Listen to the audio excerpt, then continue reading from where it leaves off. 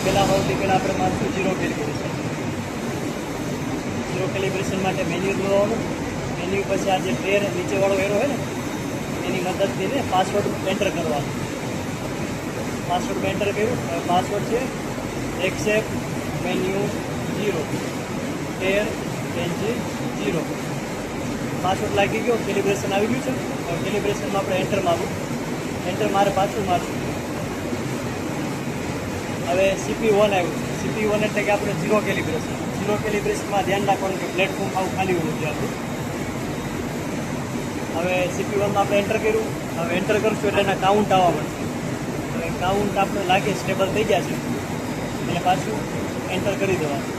તો આપણું zero calibration complete. હવે CP2 આવી ગયું એટલે હવે સ્પાન કેલિબ્રેશન. સ્પાન માટે પ્લેટફોર્મ ઉપર વજન રાખવાનું.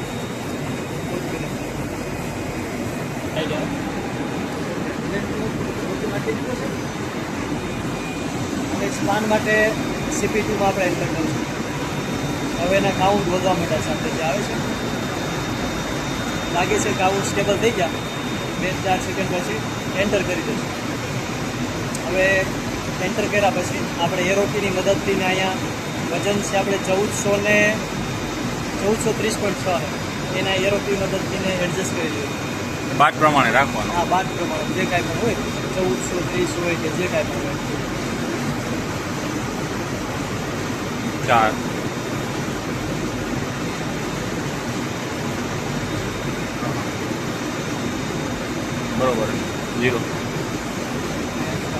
એન્ડ કરી નાખો. 6 બાજુમાં આવી જાવ. 1430.6 થઈ ગયો છે. હા, આપણે મારી દઈશું એન્ટર. હવે એડિટ નહીં કરે. એડિટમાં એન્ટર મારશો તો પહેલેથી ને પાછું આવશે. એટલે એક્સેપ્ટ કરી દેવાનું અહીંયા.